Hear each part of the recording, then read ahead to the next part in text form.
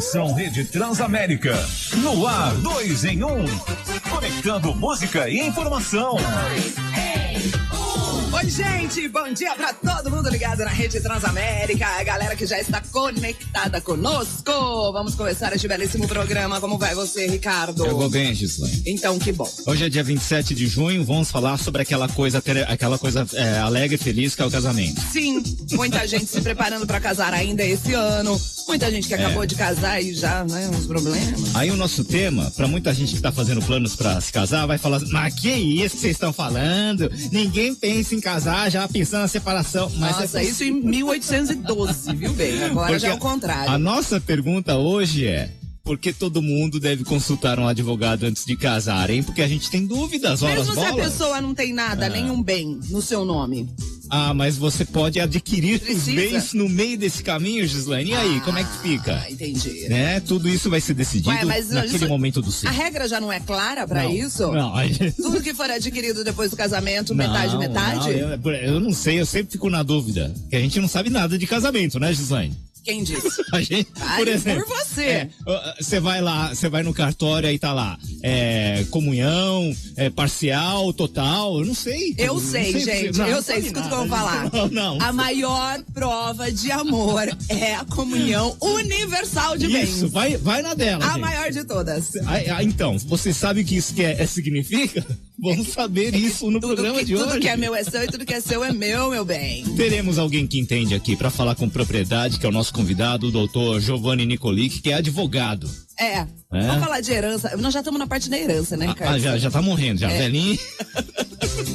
Vamos falar de herança também, porque é meio assim, pra mim, isso é meio confuso. Por exemplo, se eu caso, tenho 2 filhos. Caso com você que também tem 2 filhos. Aí, depois, nós 2 temos um filho. Como é que divide essa herança? E aí, nesse caminho, a gente pode separar e virar outro esposo. Calma, Toledo, você já perdeu tudo mesmo, né? Até triste o bichinho. O programa vai ser por aí hoje. Na paz, tá? Vamos resolver tudo pacificamente. Mandem suas dúvidas. O WhatsApp é o 11-991-216651. Metendo a colher no relacionamento de homem e mulher. 2 em 1. Transamérica.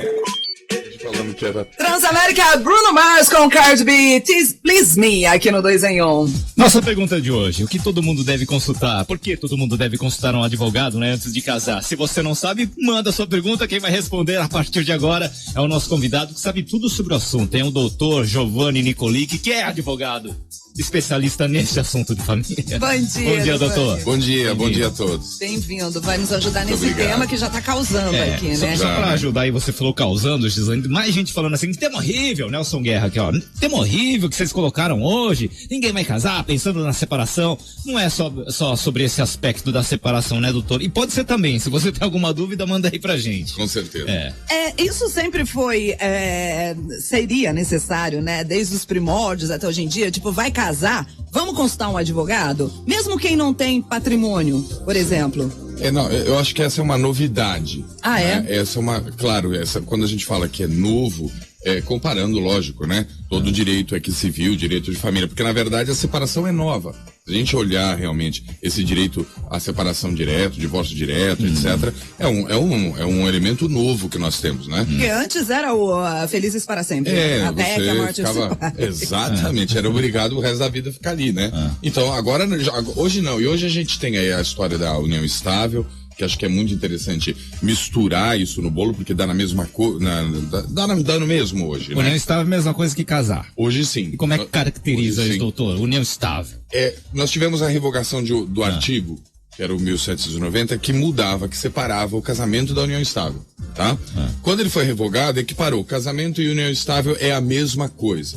Quando diz que é a mesma coisa, as questões, inclusive patrimoniais, também são as mesmas. Então, hoje, aqueles 2 que entraram ali já numa união estável, caracterizou a união estável, que eu vou explicar como que caracteriza, ela já está regido, por exemplo, pelo regime da comunhão parcial de bens. O que é esse? Parcial, O que é o parcial? Parcial é o seguinte, no casamento, então todo casamento acaba. Para esse ouvinte aí que tinha feito essa pergunta, todo casamento acaba. Seja ele pelo divórcio, ou seja por morte. A dissolução sempre vai existir, tá? Então esse contrato, essa relação, ela vai acabar. Na parcial de bens, divide-se o que em caso de divórcio? Aquilo que foi adquirido onerosamente, que foi pago, comprado Né? Uma casa, eu recebi uma herança, vai poupança, comunicar? Não. Mas eu comprei um apartamento só com o meu esforço financeiro e ele e ela não. E isso vai dividir? Vai dividir. Durante este relacionamento, o que foi adquirido vai dividir. Aí morre uma das partes. Então, aí não isso aí é que nós vamos chegar, porque na dissolução por divórcio, vai dividir dessa forma. Se eu não construir nada e ela também não, e tá tudo certo, ok, separou e acabou. O que acontece? Quando a dissolução por morte, morreu aqui, o outro, o cônjuge aqui, ou no caso até o companheiro nessa questão de união estável, vai comunicar tudo aquilo que foi adquirido antes do relacionamento. São os bens particulares. Então, o que é que acontece? Aqui no Brasil, diferente de Portugal, para a relação de união estável, nós temos um prazo de 2 anos. No Brasil não existe isso. Epa, não tem prazo, doutor? É um prazo razoável. Ninguém fala prazo. Tá? Então, vamos lá, eles se conheceram, então aí 15 dias, 1 mês, 2 meses numa relação pública. Tem muita gente se assustando, doutor. Mas isso é muito sério. Essa revogação desse artigo, né? E é polêmico isso agora, porque tá tentando se resolver com a questão do contrato de namoro. Contrato de namoro. Exatamente, existe um namoro qualificado que a gente chama também. Nós vamos entrar aí. Olha lá a bagunça. Então as duas pessoas começaram a sair durante um período aqui, relação pública, duradoura, um foi conhecer a família do outro, foi pro churrasco, aí foi pro aniversário, aí etc. Não precisam estar morando juntos. Não precisam. Isso já caracterizaria uma união estável. Mas o duradouro aí é quanto tempo? 1 ano? Não tem, no Brasil não tem. Não tem. Portugal, por exemplo, tem 2 anos. Brasil não tem. Tem um tempo razoável. Qual é o tempo razoável? Nós não sabemos. Então isso caracteriza muito fácil uma união estável. E aí aquele que ficou 6 meses junto, que estão se conhecendo ali, eu tenho um patrimônio de 1 milhão, ok? E aí tive esse relacionamento, morreu, considerou mesmo uma união estável, companheiro, comunhão parcial de bens? Ok, então comunica-se os bens particulares. Tem direito a todo esse meu patrimônio anterior. Né? Então, para afastar isso, qual é a tentativa? É realmente caracterizar o namoro. Mas para diferenciar um namoro para união estável, é a situação mais delicada que nós temos hoje. Porque a única coisa que faz a alteração desses dois é essa situação sobre o objetivo de constituir família. É o terceiro elemento aí para caracterizar a união estável. Só que isso é muito subjetivo. Eu posso entender uma coisa, você outra, ela outra. Né? Eu ia perguntar isso. O que é construir família? O que é construir família? As pessoas que estão ouvindo a gente tá cheio de interrogação, né? Sim. O caminho é longo até chegar a essa constatação de mas que isso, olha como complica. Não é necessariamente necessária a questão de filhos. Não? Filhos não é construir. Eu sozinho hoje, no ordenamento novo, nesse pensamento novo de direito das famílias, sou família. Eu sozinho sou um núcleo familiar. Então, não existe a necessidade de querer ter filho. Entendi. O que é esse conjunto, esse contexto familiar? Então é ter mais proximidade com a família, ter uma conta corrente em conjunto, ou emprestar dinheiro, trocar dinheiro. São elementos muito subjetivos que vai depender de quem está julgando. Então, e é muito arriscado, porque o que é que tem se feito para tentar segurar a questão patrimonial? Ou fazer um contrato de namoro que existe, ele é válido? Eu considero como não. Muitos doutrinadores também não. Isso que eu ia falar, hoje então vai ser tudo na base do contrato. Oi, bom dia, contrato. Vamos sair, você assina o contrato. Exatamente. Mas na tentativa de não caracterizar essa união estável. Só que mesmo assim, quando chegar em juízo em algum momento para tentar configurar uma união estável, se tem esses elementos, foi pública, foi duradoura, com o objetivo de construir família, etc, já caracterizou uma união estável. Então independe do contrato. E bastante preocupante, eu acho. Porque a gente deu um passo atrás. Eu não tenho mais direito de escolher minha preservação, minha autonomia. Não, eu penso na má fé de muita gente que... Sim, exatamente. Exatamente. Então, é claro, como o ouvinte tinha comentado, ninguém quer separar. Então, ninguém quer casar pensando na separação. Então, mas ninguém quer separar, assim, também em algumas situações, né, doutor? Ultimamente, a gente tem visto muito mulheres dependentes de relacionamentos fracassados, sofrendo violência doméstica, mas dependente financeiramente dessa pessoa. E que talvez nem saiba ou não queira, sei lá, acho que não sabe mesmo, porque ninguém quer viver nessa situação. Dos direitos, né, que tem. No caso de violência doméstica, se comprovado, o divórcio já é automático, assim? Já é mais rápido? Nós tivemos um avanço que foi, que em seguida teve um regresso, que foi o divórcio impositivo, que foram provimentos em Pernambuco e em Maranhão, acho que é Paraíba e Maranhão, que autorizava o divórcio direto no cartório. Tá? Vai direto ao cartório, iria, né? Direto ao cartório, etc., e faz já essa separação, tá? Esse divórcio ou a solução de união estável. E aí o CNJ entendeu que isso depende de lei. Então, realmente, foi formulado um projeto de lei, inclusive pelo próprio IBDFAN, para exatamente se oficializar isso, para permitir. Em paralelo a isso, nós tivemos também uma alteração na história da lei da Maria da Penha, onde agora a força policial, então o delegado e o policial, tem uma autonomia maior para poder, ali em caso de urgência, isso ainda também está tudo aqui caminhando, né, para mudanças, que eles têm uma força maior para apoiar essa vítima. Mas, na minha opinião, em casos de violência doméstica, e aí eu tenho alguns casos de, por exemplo, cuidar. Claro, também tem o contrário do marido estar sendo agredido? Tem, mas a gente está aqui falando especificamente no contexto feminino, dessa violência doméstica à mulher. Não é, na maioria das vezes, 90% não é falta de conhecimento. Ah, é? É medo. Medo. É medo mesmo, puro. Tem clientes, por exemplo, que precisam falar comigo escondida, porque tem um pavor deste ainda marido descobrir e fazer qualquer situação com ela, com o filho. Ainda ontem eu vi um relato disso, foi no programa da Luciana Gimenez, que a vítima falou exatamente isso. A lei da Maria da Penha funciona, é ótima, mas o policial não fica do meu lado 24 horas por dia. Exato. E aí o pavor de, tipo, sair, de que essa pessoa que tá agredindo a qualquer momento interpele. A pessoa vive em pânico, né? Sim. Há medidas protetivas que a gente pode pedir, né? Que seja distanciamento, até mesmo para comunicação, ligação e etc.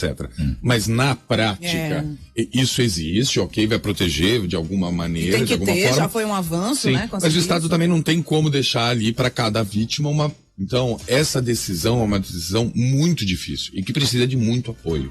Muito. E eu acho que teria que ser mais dura, minha opinião. A pessoa que agride vai presa, tem que ficar presa, doutor. Sim, não adianta você dar a medida, olha, protetiva, você não pode chegar perto. Muitos casos a gente viu ultimamente que a pessoa não só chegou perto, como matou a vítima. Mas sabe qual é o problema, acho que do lado de lá, né? Do lado do judiciário para dar essa força?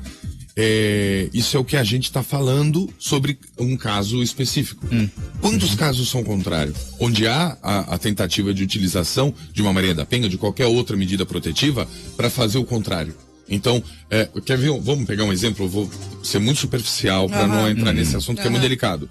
A gente tem a questão super polêmica sobre a alienação parental, tá? Que ela hoje é muito... tanto que estão pedindo para retirar essa lei, né, para revogar a lei, que eu sou completamente contra. Ela existe para defender ali o abuso psicológico à criança. Claro. Mas ela é muito mal vista porque do outro lado tem a questão do abuso sexual às crianças. Então, antigamente, o que começou a acontecer? O abusador, tá, dessa criança, nesse abuso sexual, quando o outro lado começava a questionar ou a falar qualquer coisa, ou falar com a criança, orientar a criança, ele chegava e dizia que isso era o quê? Alienação parental. Tira do lar, entrega para mim porque tá alienando. E aí quando acontecia isso, o judiciário estava fazendo o quê? Entregando a criança pro próprio abusador. Então, quando recebe a notícia, quando se recebe qualquer notícia, seja a questão aí da violência doméstica ou do abuso, etc., tem sempre o outro lado para saber se realmente aquilo é verdade. Se não é a mulher que está fazendo isso para prejudicar o marido de alguma forma.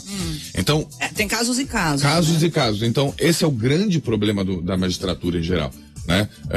E dos advogados também. Nós temos casos aí muito recentes aí na mídia, aí, né? Exatamente sobre essa questão a verdade, ela é muito difícil de ser encontrada e demonstrada. E é no meio do caminho, aquilo que estava sendo contado não é aquilo de verdade, traz prejuízo para outra parte. olha o tamanho do prejuízo que você causa. Mas tá? eu penso que quando é verdade, quando você chega lá e sabe qual é a verdade, e existe mesmo o abusador, e existe mesmo aquela pessoa, ela não pode ficar solta tendo uma vida normal, doutor. Pra mim, eu não concordo. Com certeza, mas não concordo não. nunca nessa vida. Né? Hoje, falando de um assunto importante, de interesse de todo mundo. Casamento. E o advogado, o não casamento. Doutor Giovanni Nicoli, que é nosso convidado de hoje. Aí, doutor, o pessoal tá falando ainda, né, sobre os regimes de casamento. Tem uma pergunta aqui do Mauro Nakaoka falando assim: doutor, o que devo fazer antes de me casar para não sair falido se eu me separar? aí isso depende do regime de casamento, doutor? Isso. Tem que conversar, né, doutor? Porque se uma das partes não quiser assinar esse contrato, seja lá o que, também não rola, né? Não. Não adianta eu fazer um por mim. Mas tem que ter uma maturidade interessante aí, que no Brasil não se tem nem pro casamento, nem pra questão de morte, questão de inventário e tal, que é o que a gente chama de planejamento sucessório. Aí, ó, eu ia fazer um desses, meu amigo advogado falou, pra que você tá preocupada com isso? Você já morreu quando isso acontecer? Dá um trabalho pra família, não é verdade? Se você não coloca lá no papel o que você quer, passando os bens. Tá vendo? Mas o planejamento sucessório, ele vem desde o casamento aqui, desde a escolha do regime de bens no casamento. Claro, existe um regime que é obrigatório, que é o caso, por exemplo, de 70 anos ou mais, alguns outros casos, né? Viúva que ainda não fez ou viúva que não fez ainda o formal de partilha e tal, tem algumas especificidades, mas a grosso modo, essa conversa, e principalmente na multiparentalidade. Então, o que está acontecendo muito, pro primeiro casamento, ou ainda para o segundo casamento, ou essa própria união estável, na união estável também há a opção de escolha de regime de casamento, de regime de bens, né? Para saber o que eu quero fazer. Então, vamos pegar o caso do segundo casamento já, eu vim com filhos do primeiro, filhos do segundo, eu quero resguardar o meu patrimônio para esse meu filho dessa forma, e eu assim, eu quero que a gente faça dessa forma esse conjunto, então eu tenho direito a isso, você a isso em caso de separação, e principalmente em caso de morte. Então tudo isso é escolha do regime de bens, e aí vai ser feito aí um pacto nupcial, um pacto antinupcial, que é um outro contrato que vai realmente montar esse regime diferente da comunhão parcial, que vai dizer, isso aqui é meu, isso é seu, isso será meu, isso será seu. No caso do casamento, doutor... só fiquei com uma dúvida. E se depois, eu chego com os meus filhos, ele chega com os filhos dele, e depois a gente tem um filho? Tudo bem. É assim, olha, a questão de herança sua, tá? A herança sua, ela é igualitária para os filhos, não há diferenciação entre os filhos. Existia antes, é um grande avanço. Então, o princípio da isonomia entre filhos. Então, aquele filho que é do seu casamento, do seu primeiro relacionamento, de relação extraconjugal, aquele que é adotado, aquele que foi reconhecido socioafetivo, todos eles, viu? Todos eles estão equiparados aqui de forma igual, tá? Todos eles estão protegidos de forma igual à sua parte, etc. Mas calma, Gislaine, você já tá na herança. Vamos fazer o seguinte, doutor, o começo do casamento. Vamos casar primeiro. Aí a pessoa vai no cartório, vai lá registrar o casamento, é lá que se escolhe o regime. Se a pessoa não fala nada, não sei e tal, aí já tem Aí, não tendo nenhum impedimento, tá? Se ele não tiver aí dentro das características para ser enquadrado na separação obrigatória, tá? Se ele não informar, seja no casamento, então ele não fez esse pacto nupcial, antinupcial, que é em outro cartório, tá? Ele não escolheu um regime diferente, então vai valer a comunhão parcial de bens. A mesma coisa é a união estável. Eu não fiz declaração no cartório, não tenho nada, e aí foi configurado se a união estável, comunhão parcial de bens, ok? Tá bom. Para eu fazer qualquer tipo de alteração, eu vou fazer via, no casamento, por exemplo, eu vou fazer via pacto nupcial ou antinupcial, a escolha de um regime diferente. E aí, no casamento, eu tenho um período diferente de habilitação para o casamento, alguns outros procedimentos. O que se tem também em paralelo é a conversão dessa união estável para o casamento. Entendi. Tá? Então, oficializou, vamos dizer assim. Eu tô aqui em união estável, etc. Agora eu quero mudar para casamento por qualquer motivo, seja ele por princípios próprios, etc. Isso é mais prático. Então eu vou chegar no cartório, falar, quero fazer essa alteração, e eu posso alterar o regime de bens nessa conversão, tá? E no meu casamento também, eu posso, durante este relacionamento, pedir aí eu tenho que pedir uma autorização judicial, mas eu posso pedir, com alguma justificativa, a alteração do regime de bens, tá? Então vamos supor, vocês se casaram e tem exatamente essa questão, tinha um filho do regime anterior, um do anterior e tem um terceiro filho agora. Então eu quero não comunicar tudo que eu tinha antes, Vamos escolher, por exemplo, a separação de bens, opcional, certo? Então eu vou lá e escolho a separação de bens, e aí nessa separação não comunicou. Porque o que comunica neste regime? Neste regime vai comunicar o que vocês dois compraram juntos, adquiriram conjuntamente, com esforço comum durante essa relação. Não fez isso? Não, eu quero comprar um bem no nosso nome. Põe no nome dos dois. Entendi. Vocês têm essas opções. Teve a morte de um, teve o que era teu patrimônio, ficou para o teu filho único, unilateral. E para o teu unilateral. E, lógico, dividindo com o filho em comum. Resolveu.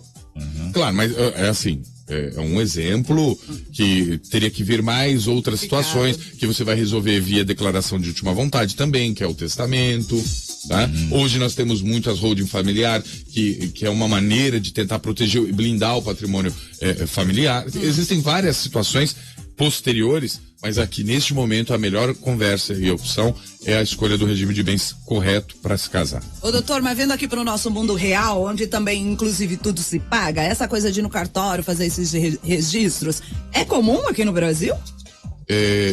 De pacto? É comum. É comum e não é tão caro assim. É comum? As pessoas estão fazendo isso? Eu não conheço ninguém que tem isso. Não, tem sim. Qualquer regime que vai ser aí. Então, por exemplo, eu quero aquestos, ou eu quero fazer, por exemplo, o regime da separação, eu quero ter uma visão patrimonial sobre isso, vai fazer o pacto nupcial antinupcial. É uma outra certidão que vem de um outro cartório, que aí quando fez a habilitação para o casamento, ou depois aí a conversão de união estável, que seja, você terá esses dois documentos, tanto a certidão de casamento, quanto o pacto que vem junto regendo o seu patrimônio, né? Ô Giovanni, você concorda que a maior demonstração de amor é assinar lá no quadradinho comunhão universal de bens? Na demonstração de amor, Gislaine? Eu ouvi isso de alguém que assinou isso, gente. Nunca faça isso, Gislaine, nunca faça. Não, mas olha porque é interessante conversar com alguém antes de casar. Sentar, porque é um contrato, é uma questão patrimonial. Então. Às vezes, há regimes, por exemplo, que o regime universal é o que realmente vai ser melhor para aquele casal. É mesmo? Sim. Dependendo das situações, né? Cada caso vamos pegar um caso específico para universal. Eu tenho qualquer tipo de impedimento para contrair bens no meu nome, ou qualquer situação nesse sentido. E minha esposa atual, então, ela também, ela pode. Então vamos fazer tudo pelo nome dela e universal, que a gente adquiriu a metade de cada um e acabou. Eu não venho com bens anteriores, nem ela. É uma situação que encaixaria perfeitamente. Se relacionar é complicado. E daqui a pouco, já que vocês querem casar, daqui a pouco a gente vai falar de poliamor, gente. Na Transamérica. Isso você sabe que lá fora é muito comum terem questionamentos e conversas acerca disso para casar, sobre herança e etc. É muito mais comum. Aqui não se fala sobre herança porque está se falando de morte. Está querendo meu patrimônio comigo em vida ainda. Tem alguns pensamentos assim. E o casamento é a mesma coisa. Eu quero casar por amor. É um contrato que a gente faz, né? E se não tiverem os dois resguardados, lá na frente vai trazer muito mais prejuízo.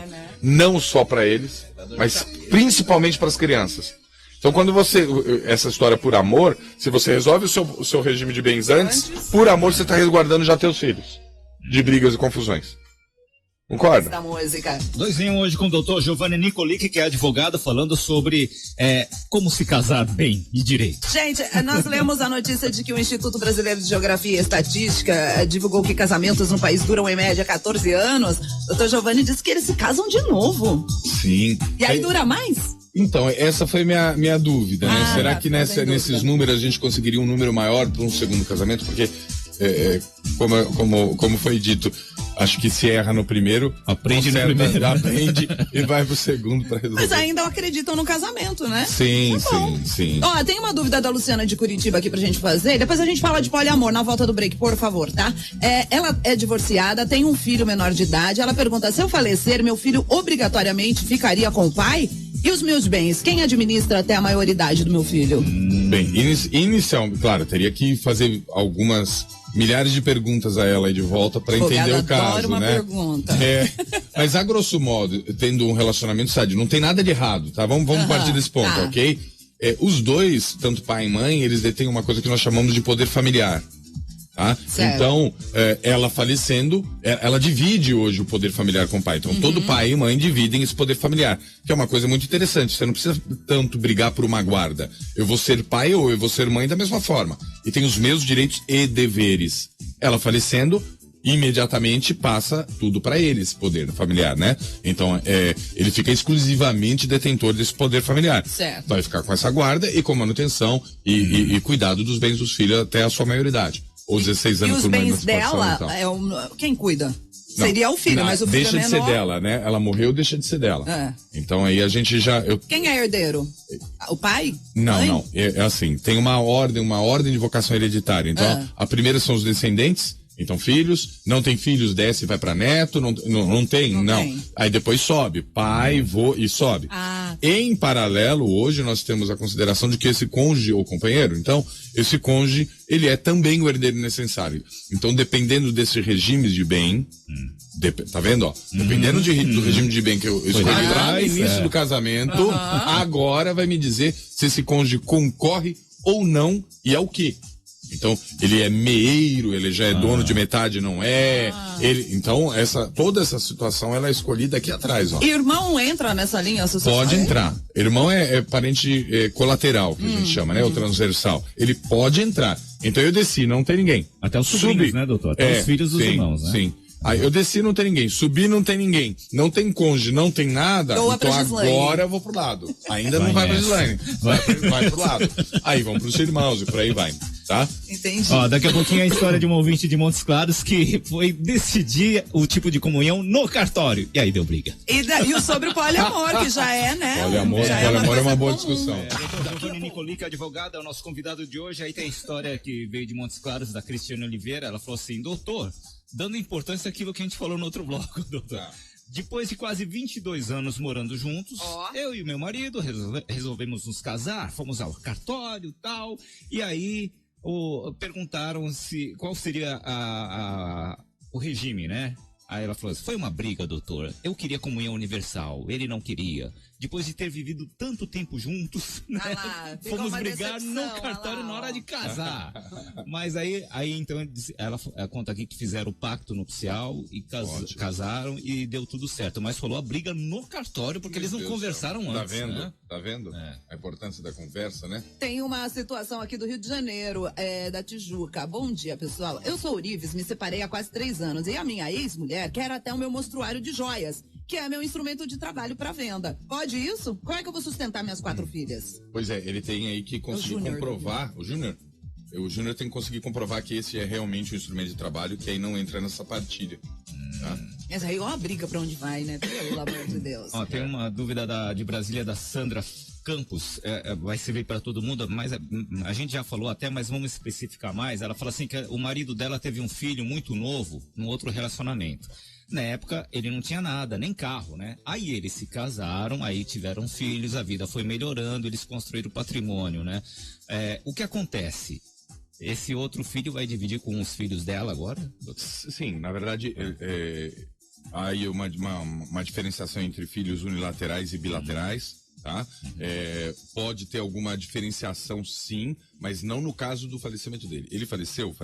Quantos filhos eu tenho? 70. Não interessa de quais os relacionamentos.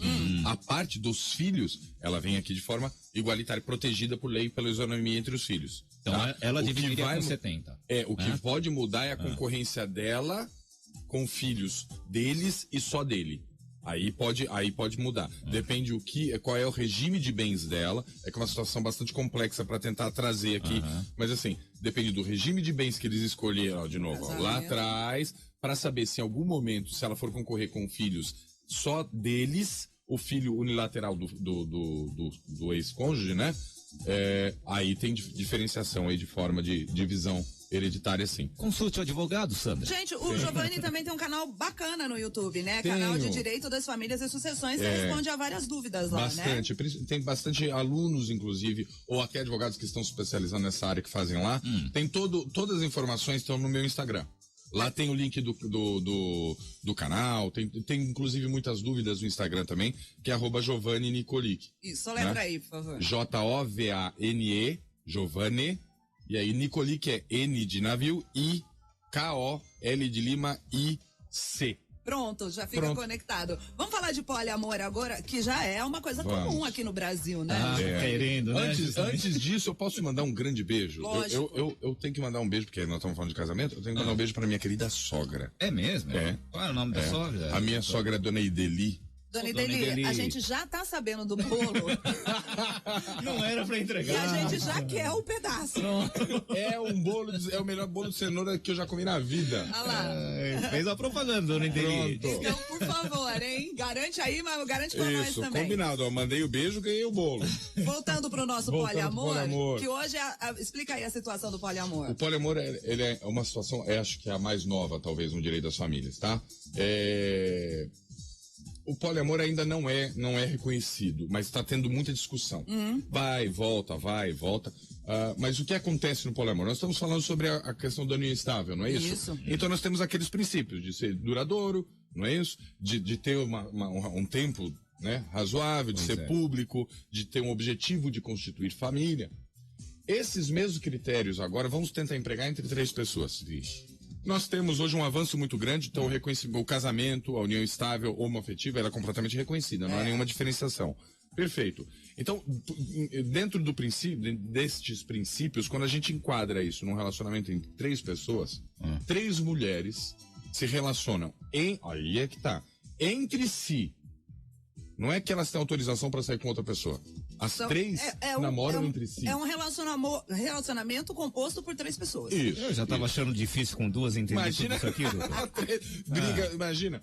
É claro, tem uma discussão sobre a preocupação posterior. Então lá na frente teve uma separação, qualquer coisa, 3 pessoas brigando por guarda. Ixi. Mas também tem 3 pessoas oferecendo pensão Nossa, que confusão. para a criança. Em contrapartida, quando essa criança virar adulta, ela passa a ter responsabilidade, porque a responsabilidade de alimentos é recíproca. Ela também, a criança pode ficar responsável por 3 pensões. Né? Então, claro, são muitas as dúvidas, mas a grosso modo, não tem nada que proíba. Eu estou dizendo isso, claro, de uma forma muito superficial. Antigamente Né? se dizia que o Brasil era um país monogâmico e tal. Na verdade, isso não existe. Não tem, existe essa situação neste relacionamento, porque não há traição. Não há traição nessa relação. Consentido. Então tá consentido. E eles estão, tudo aquilo que está lá regrado pelo casamento, ou união estável, que seja, todos aqueles deveres, né, de cuidar, de proteger, de assistência à multa, de respeito e tal, isso existe entre os 3. E aqui há uma relação pública, duradoura e com o objetivo de constituir família. Em nenhum momento está escrito, do mesmo modo que a gente lê hoje lá, quando a gente lê sobre casamento, união estável, a gente lê lá no Código Civil, tá lá, homem e mulher, relacionamento entre homem e mulher. A gente já sabe que não é só homem e mulher. O reconhecimento do afetivo já foi declarado, não é isso? Tá, então, com grande validade do CNJ. Sim. Então, da mesma forma quanto ao poliamor, mas já foi para as instâncias superiores, já foi julgado negativo, voltou, a UBDFAN novamente trabalha sobre isso e trabalhou sobre isso, e na minha opinião, em algum momento isso vai ser reconhecido. Então, mais uma novidade pra gente aprender aí. 2 em 1 na Transamérica. Não é esbórnia, né, Ricardo Santos? São 3 pessoas não é que esbórnia. se comprometem. Pra você... Com 2 é complicado. Não, vai gerar uma confusão enorme. Mas, na minha opinião, não existe nada no nosso ordenamento que proíba essa relação. E a opinião de muitos. Tem claro, né? Tem os 2 lados, né? É que quando a gente dá o exemplo com um homem e 2 mulheres, aí vem uma questão mais preconceituosa, no sentido de que o homem está com 2 mulheres. Não é isso. Então, o exemplo acho que tem que sempre vir do mesmo gênero. 3 homens ou 3 mulheres. E aí? Os direitos do LGBT do casal homoafetivo são os mesmos. Os mesmos. Tivemos aí recentemente a criminalização, né? Equiparação à criminalização pelo crime Você de... achou certo você encaixar ali no racismo? Eu acho que não, embora talvez proteja. Então, eu pensei assim, pelo lado de proteger e de ser mais rápido. Porque Sim, se fosse criar, sim, né, seria mais demorado. Talvez seja uma alternativa. Mas não é um crime racial, porque equiparou ao crime racial. Né? Então, que são as grandes divergências e por isso a dificuldade em conseguir um julgamento. Mas em vias práticas, vai trazer um avanço muito grande, uma proteção muito grande, né? Aqui. E o papo é com o doutor Giovanni Nicolic, que é advogado. Muitas perguntas chegando, hein? Olha, o ouvinte mandou aqui, bom dia, escuto vocês há uma década, obrigada pela audiência, o Ricardo Salomão de Brasília. Ele coloca aqui, ó, casar é uma furada, principalmente quando se casa com uma advogada ou com um advogado. Olha aí, Giovanni, você só toma fumo, experiência própria. Já me divorciei há quase 5 anos, até hoje não foi feita a partilha dos bens, tá tudo com ela, eu só com a pensão. Tá revoltado ele. Tá revoltado. Ô doutor, ó, a história se repete. Lorena Guiar aqui, ela fala que ela mora com um namorado há 5 anos. Não fizeram nenhum contrato, documento de casamento, nem de união estável. Esse namorado tem um filho de um outro relacionamento. E o apartamento tá no nome dele. O que acontece se ele falecer? A dúvida da Lorena Guiar. Bem, ela disse, olha aí a diferença. Ela falou assim, ó, eu tenho um namorado que não necessariamente é namorado. Pode, muito provavelmente, pelo que ela falou, já ter configurado essa união estável. Porque é muito tempo, já tem uma relação familiar, etc. Entendo completamente. Não posso dar certeza que eu teria que olhar realmente, né? Mas, a grosso modo, pelo que ela falou, isso é uma união estável. Tá. Então, e que é o que acontece com as pessoas, elas nem sabem e já vivem uma união estável. Quer ver como é complexa essa situação? É que eu acho que a dúvida dela é assim, ela dividiria bens com o filho do relacionamento anterior. Se isso é união estável e esse apartamento foi adquirido durante esta relação, ok? Num caso de divórcio, a ameação, ela é dona já de metade. Em caso de falecimento, mesmo que não tenha adquirido nessa constância, é bem particular, ela herda e vai concorrer junto com o filho. A mãe da criança lá atrás? Não. Nada, aqui, não com o filho dele, pelo que eu entendi é o seguinte, ela tá nessa união, então já vamos declarar assim, né? Ela tá nessa união estável com o rapaz no apartamento, e aí ele morreu, ela é a atual companheira dele, ok? E ele tem um filho. Caracterizado tudo isso, então ela vai concorrer com o filho na divisão desse patrimônio. Tá certo. Tá? Porque é bem particular e ela vai herdar. A ouvinte mandou uma coisa aqui que eu fiquei com dúvida. A Cris do Rio. Fiz uma união estável há 15 anos. Há 10 anos estou separada. Só que eu não desfiz essa união estável. Após a separação de corpos, eu adquiri bens, imóveis, carros, etc. Nesse caso, eu corro o risco do meu ex requerer algo? Ele tem algum direito? Você tem que desfazer quando se separa? Tem. É o reconhecimento e a dissolução de união estável. Vai precisar de uma declaração. Como ela não tem essa declaração, a declaração ela não tem tanto valor quanto entendem, tá? Acham que é um documento que, eu tenho e acabou. Não é. Tanto que assim, se eu tenho uma declaração de união estável e eu entro em juízo para tratar sobre isso e falo, eu tô em união estável desde o mês passado, desde o ano passado, e trouxerem elementos de 3 anos atrás que a gente já vivia em união estável, como é o caso da pergunta anterior. Da outra ouvinte. Isso, da outra ouvinte. Se eu informar lá atrás que já tinha isso, em juízo vai ser declarado esse tempo anterior. A mesma coisa aqui. Eu não tenho a dissolução, o documento que demonstra a dissolução de união estável para me proteger. Mas eu tenho a separação de fato. Eu vou ter que demonstrar que realmente houve para que seja declarada essa dissolução neste período para não concorrer aos bens. Olha aí, gente, tem que tomar cuidado. Daqui a pouco na Transamérica. Varlen, vou fazer essa pergunta aqui fora do ar, tá? Na dissolução instável, é isso? Instável? A dissolução da união estável, deve ser. Ele fala assim, nessa dissolução, obrigatoriamente as duas partes precisam estar juntas ou tem uma outra forma de se fazer? Exatamente o que a gente acabou de falar. Esse provimento que a gente falou do direito impositivo era exatamente para isso, para não ter que estarem as duas partes. Então você chega no cartório, quero a dissolução, a outra parte só é comunicada para em 5 dias apresentar algum fato, alguma coisa, e já se faz a dissolução. Ainda está em análise, tem um projeto do BDFAN que foi entregue para se tornar agora lei, e exatamente para não ocorrer isso. Isso eu estou falando extrajudicialmente, fazer direto no cartório. Sim. Em juízo, existe essa tese de se pedir para que seja feito unilateralmente. Tá? No cartório ele tem que ir junto. Sim. Tá. Vão ter que se apresentar as partes para a dissolução e tal. Em juízo ele pode pedir.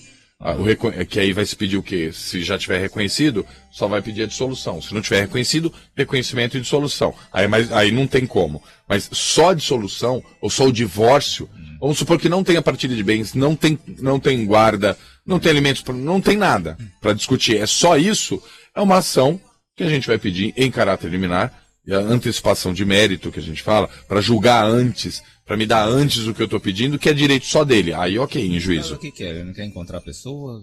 Tá evitando, é isso? Muitas das vezes é delicada essa situação, né? Porque imagina se é realmente uma situação muito degradante entre os dois, terem que ir lá, tem que se conversar, tem que aparecer.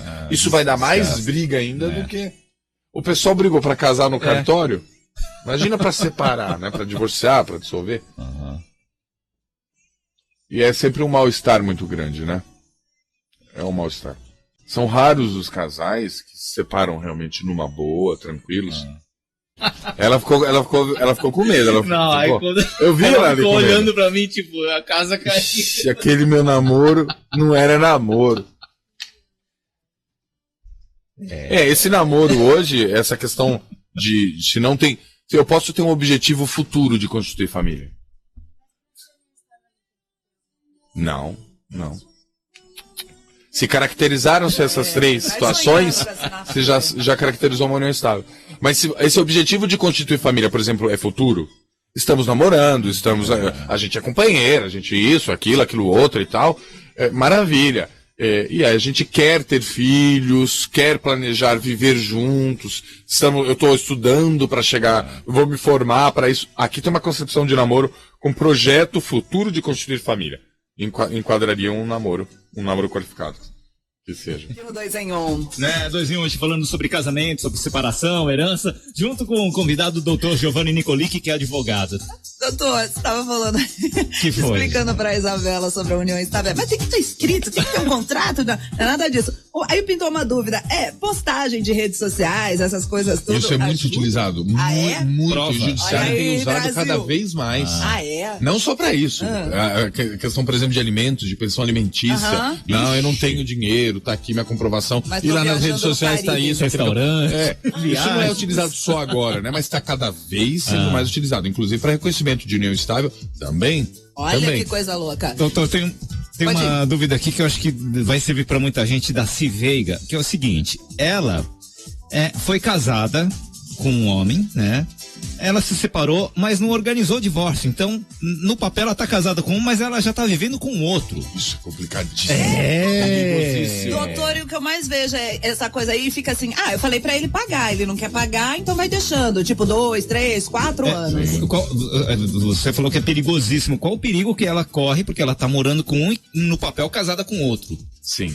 E ela tem um filho já desse segundo Se grupo. ela, vou trazer aqui alguns pontos de interrogação só para piorar isso.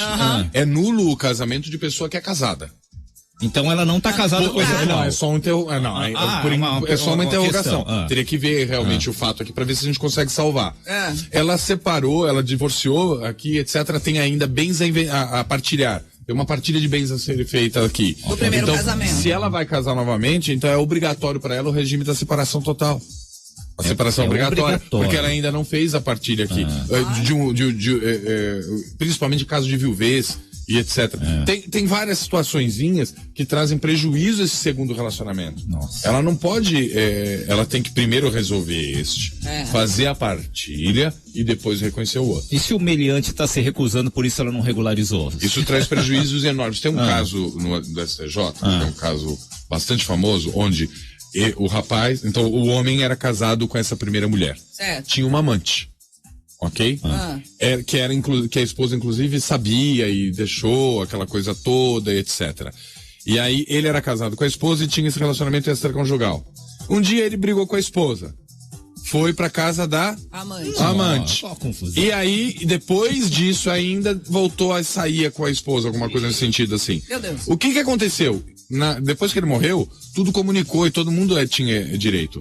Por quê? Porque em um determinado momento ele era marido, depois que ele brigou aqui, ele passou a ter uma união estável, porque é separado de fato, que é o caso dela. Tem uma separação de fato que pode resguardá-la aí. Mas aí ele virou aqui união estável. Então, em um determinado momento, a esposa virou concubina. Nossa. Mas nesse caso dela, se ele não mundo. quer dar o divórcio, ela tem como... Não, ela vai procurar um advogado e pode procurar a defensoria pública, um advogado, indica um especialista na área principalmente, e vai entrar com uma ação, união estável, não é casamento, Ela tá morando com Não, outra o anterior pessoa. era casamento? Era casamento. Então ela vai entrar com uma ação de divórcio litigiosa, pedindo informando essa separação de fato, informando e pedindo que seja decretado divórcio, vai ser averbada na certidão dela de casamento. Isso tem que constar lá, tem questões patrimoniais aí, inclusive, faz formal de partilha, faz a divisão desses bens, divide tudo certinho, etc, e ficar livre e desimpedida para o próximo relacionamento. Veiga, advogado já pra você. Ouvinte de São Paulo, final do telefone 7593, mandou uma coisa boa aqui, ó. Olha, doutor, o que eu vejo são muitos familiares brigando por conta de herança. A minha dúvida é, quanto é para fazer um testamento? Todo mundo que tem bens deveria fazer um testamento? Não necessariamente. Mas a pergunta é realmente muito boa, porque acho que essa deveria ser a grande preocupação de todos, seja em caso de herança, ou seja em caso de casamento, divórcio, dissolução, que é exatamente essas questões de brigas e o que a gente estava falando aqui agora há pouco, né? Que é a preocupação com os filhos, principalmente, com o ambiente familiar, e isso vai se estender em caso de herança, em caso de solução aqui, separação, divórcio, etc. Mas é caro fazer um testamento? Não é caro. É um advogado especialista que tem que fazer isso? Não, o testamento ele nem precisa do advogado, lógico, ele vai precisar, na minha opinião, de uma orientação para saber o que fazer e como fazer, o que pode fazer, se eu posso deixar um legado. O que é legado? É um objeto específico ou um carro específico para você? Se eu posso, a minha parte legítima, disponível. Claro, tem um monte de situações jurídicas aqui por trás disso. Ele vai fazer essa consulta e vai fazer o seu testamento. Tem vários tipos de testamentos, né? Mas vai fazer aí o mais comum, que é diretamente lá no cartório e etc. E esse testamento vai regrar sobre as suas declarações de última vontade, que estão regradas sobre só 50% do seu patrimônio, que é a parte disponível. Então, já respondendo a questão de todo mundo, se eu não tenho bens, ou quais tipos de bens eu preciso. Se eu quero deixar para alguém que não é meu herdeiro, é testamento. Se eu quero beneficiar um outro filho a mais, também é testamento. Se eu quero deserdar o filho, é via testamento. Claro, tem que ter lá os motivos, né? Tem que ter tentado me matar a cônjuge, matar algumas situações. Mas o testamento, ele vai regrar um planejamento sucessório. Eu acho que fecha o enquadramento do início aqui, antes do casamento, de começar a escolher o regime de bens. Porque quando eu morro, ok, o que é que eu quero e para quem eu quero e como eu quero. Quero deixar pensão, eu tenho uma pensão que eu quero deixar para você, eu tenho um aluguel de um prédio que eu recebo, eu quero te deixar a título de pensão ou de até tanto tempo, ou vitalícia. E depois disso volta para os meus filhos. Nós temos direito real de habitação, né? Que é um direito sucessório. Então, o cônjuge em qualquer regime patrimonial teve eu morri, minha esposa tem direito de morar na casa da família, não é isso? Mas tudo isso tem que estar escrito, doutor. Não. Isso aqui não, por exemplo, né? Isso é fácil de ser demonstrado e depois de pedir aqui o direito real de habitação, mas todas as outras situações que não forem constantes num testamento, elas não podem ser apresentadas. Então eu tenho uma filha e aí então eu quero deixar para essa filha, eu quero deixar mais bens do que eu tenho 3 filhos. Eu quero deixar para uma filha mais bens do que os outros. É só no testamento que eu vou fazer isso, porque senão vale o que está na lei, na parte legítima. Morri, pois é. Para que um vai ficar com mais, outro com mais ou menos?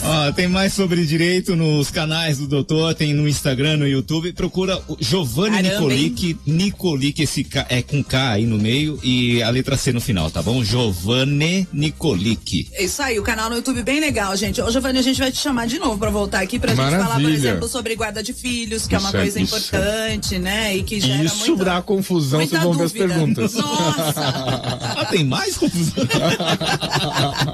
Obrigado, viu, doutor? Obrigada, foi um prazer, viu, Eu que doutor? agradeço mesmo.